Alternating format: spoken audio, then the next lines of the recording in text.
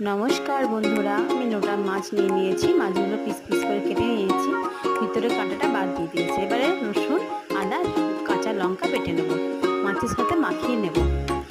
সামান্য একটু soya sauce দিয়ে ম্যারিনেশন করে ফ্রিজে রেখে দেবো।